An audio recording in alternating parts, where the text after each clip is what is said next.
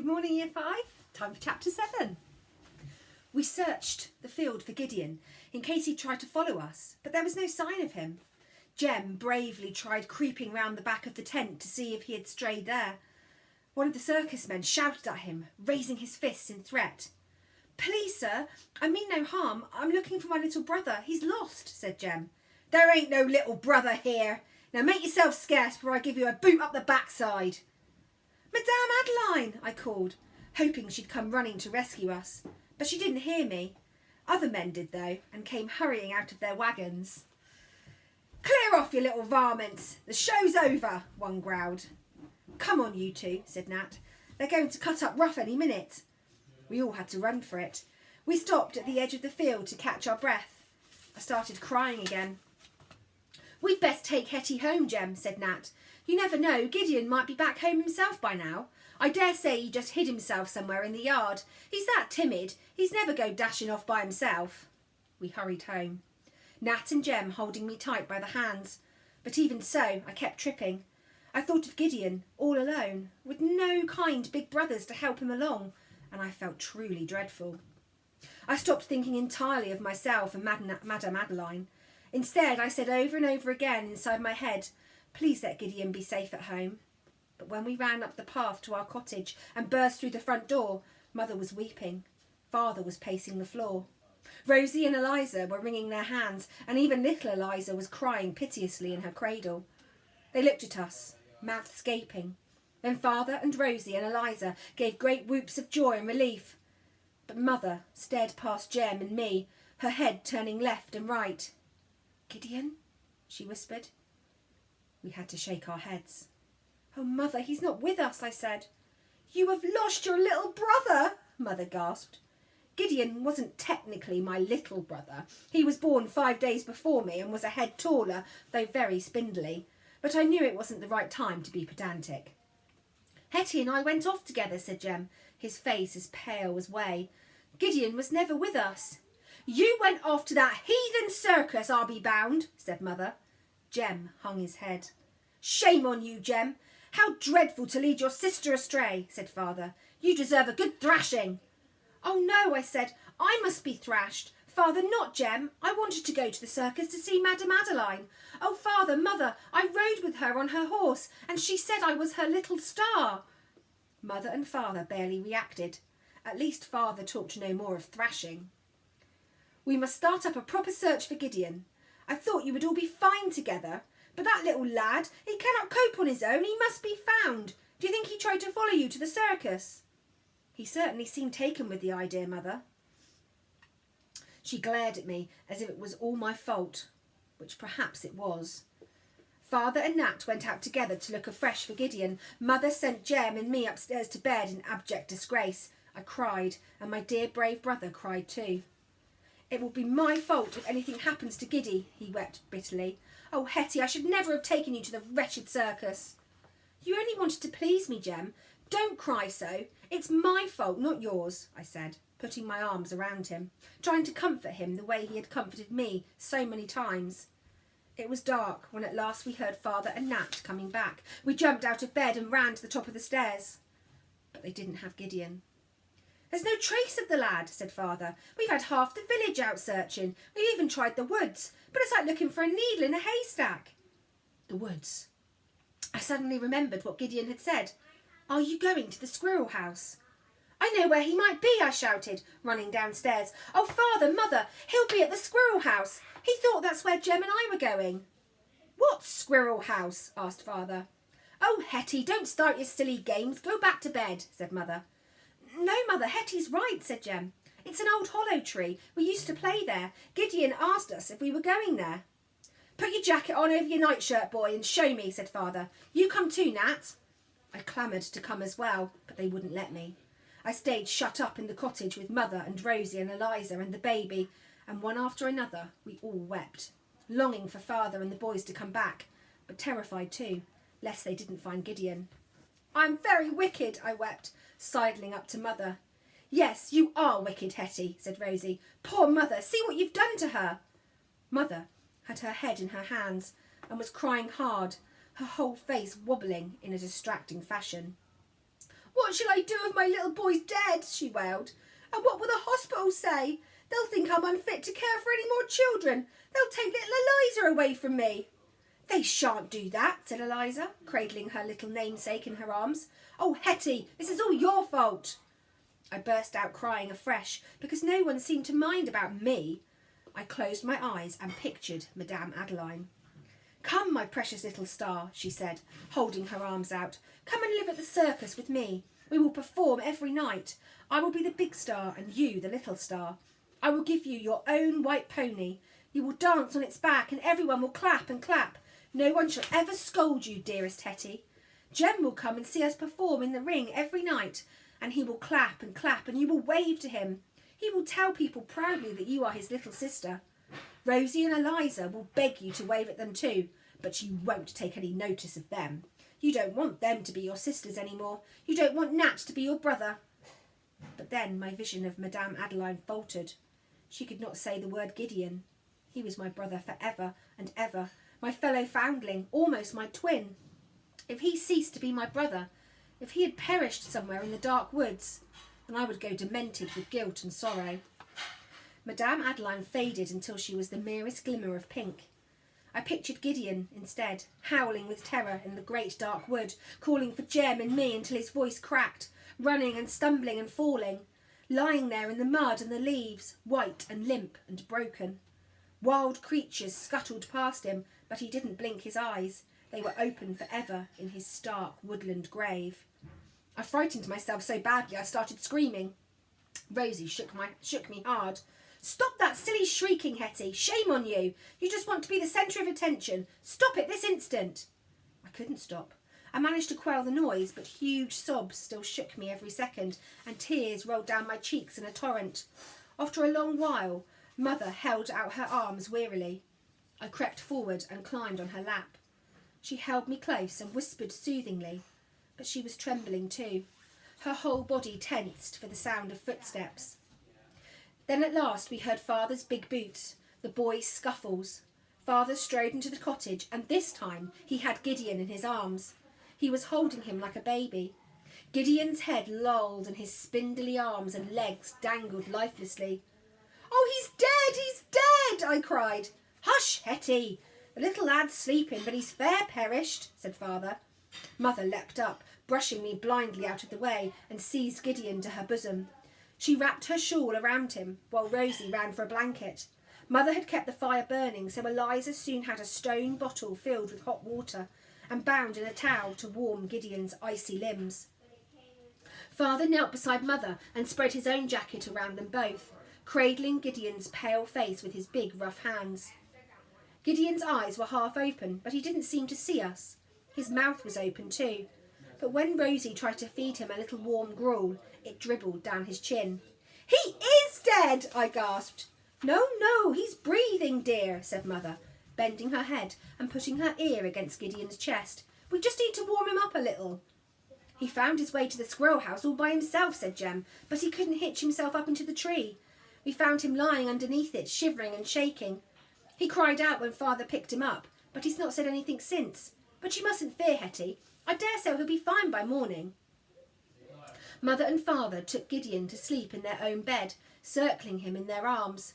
I wanted to climb in with them, but they sent me away. "They don't love me any more because I'm so wicked," I wept. "Of course they love you, Hetty. You know I love you too," said Jem, letting me scrabble under the covers with him. He wiped my eyes with the sleeve of his nightshirt and stroked my tangled hair.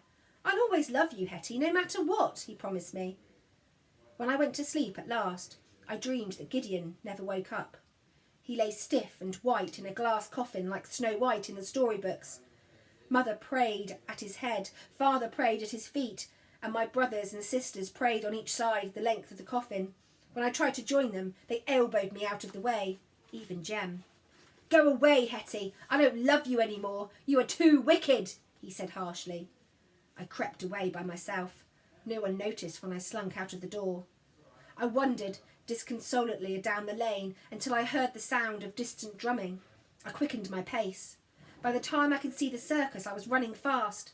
There, galloping towards me, was Madame Adeline on her fine white pirate horse. She wore her beautiful pink outfit, with pink roses twinned in her flame-red hair.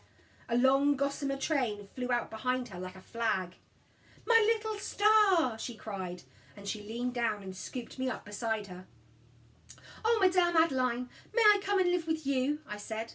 "Of course, my precious child," she said, clasping me close, smelling wonderfully of sweetmeats and roses. She wrapped me tightly in her train. "Indeed, you are my child, my own dear long-lost daughter, and now we will live together forever. You are not really called Hetty Feather. I named you—" "Hetty? Hetty!" It was Jem tugging me. "Stop it, Jem," I said furiously, struggling to stay in my wondrous dream. "But you've wound all the bedclothes right round yourself. You must share them, Hetty." He tugged hard. "I'm not Hetty," I said, tugging back because I needed them to be Madame Adeline's train. Then she could bind me close and keep me in the dream. But it was no use. The dream was fading fast. I vanquished the blanket and lay there, my heart beating hard against my ribs. I relived each dream moment, whispering Madame Adeline's words. "You are my child, my own dear long-lost daughter." Could it be true? There had been this instant connection between us, almost as if we had recognised each other. We both had flame-red hair, pale faces, slender bodies. I had ridden the horse almost as fearlessly as she. Why hadn't I realised sooner? Madame Adeline was my own true mother. She would not have wanted to be parted from me when I was a babe, but how could she look after me when she rode her horses every day? Folk looked down on beautiful ladies at the circus. I only had to think of Mother's reaction. Perhaps my dear real mother felt she was giving me a better chance in life, sending me to the foundling hospital. But now I was absolutely certain she was missing me sorely. Perhaps right this moment she was lying awake, wondering if the little child with the red hair and the star on her forehead could possibly be her very own. I sat upright in bed. "What is it now, Hetty?" Jem murmured sleepily. "I have to go to the circus," I said. "What?" Jem caught hold of me and pulled me back into bed. "Are you truly demented? It's 4:30 in the morning, and I took you to the circus, and look what happened." "You don't understand, Jem," I said. "I know I don't understand. You really are the limit, Hetty. I have to go to the circus, don't you see? Madame Adeline is my mother." "What did you say?" "Oh, Hetty, really." He started laughing. I pummelled him hard. "Don't laugh at me. It's true. She told me. In my dream." "Yes, in your dream, Hetty. Not really," said Jem, patiently, trying to catch my wrists. "Stop hitting me." "But you have to believe me. It is real. We are so alike, Madame Adeline and me." "No, you're not. Not the slightest little bit. Look at our hair." "Hetty, I don't think Madame Adeline's hair is really red. Not that bright colour. I think maybe she dyes it." "My hair is bright and I do not dye mine. We are so totally alike. Take me to the circus and you will see for yourself." "I'm not taking you back to the circus. But I will go by myself." "If you try to do that, you will get lost. You are too little to find the way. It will kill Mother if she loses another child, and Father will most likely kill you if he finds you, and me into the bargain. Now lie down properly and go back to sleep like a good little girl." He forced me down on my pillow, but I couldn't sleep, though I tried hard to seek refuge in my dreams. Eventually I heard Father getting up for work. I slid out of bed quickly and caught him as he went down the stairs. "Why are you up so early, little minx?" he asked. "I couldn't sleep, Father," I said. "I'm not surprised. I dare say this whole circus escapade was all down to you, Hetty. You have a knack for leading the others astray. Jem's a sensible lad, but he's soft as butter where you're concerned." Father shook his head at me. "I don't know what to do with you, child. Perhaps it's just as well you won't be with us much longer." I felt as if Father's huge fist had punched me straight in the stomach. "Yes, well, might you hang your head," he said. "That little lad in my bed was a hair's breadth from death when we found him. He's still icy cold for all he's swaddled in shawls like a newborn babe." I dodged round Father and ran into his bedroom. Mother was lying in bed, propped up on one elbow, crooning a lullaby. Gideon was in a little huddle beside her. I edged towards him, expecting to see a little Jack Frost brother, hair hoary white, icicles hanging from his nose and chin. But Gideon looked almost his usual self, though he was very pale.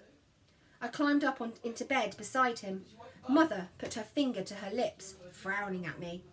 She clearly wanted Gideon to sleep, but his dark eyes were wide open. "Hello, dear Gideon," I whispered. "Are you better now?" Gideon didn't seem able to tell me. His mouth opened and moved, but no sound came out. "I can't hear you," I said, nuzzling closer so that my ear was inches from his face. "Hetty! Hetty, don't squash him! Go back to your own bed," said Mother. "But I! Can't you think of anyone but yourself, child?" said Mother sharply. Gideon whimpered at her tone. Mother glared at me. "See, you're upsetting your brother. Go away." "All right," I thought. "I will go away. You don't want me. Father doesn't want me. Even Jem has had enough of me. You're all sending me to the hospital soon anyway, so I'll go away now and save the trouble." I stomped out of Mother's bedroom and then crouched at the top of the stairs, tucking my knees up under my nightgown and rubbing my cold feet. I longed for a warm jacket and my boots, but they were in my bedroom, and I knew Jem would be suspicious if he saw me putting them on. I took Gideon's boots instead, lying on the landing, still caked with mud and grass from his trek into the forest. They were too big for me, but it couldn't be helped. I had difficulty with the laces. I was used to Jem helping me tie neat bows, but I turned and twisted them until they held fast.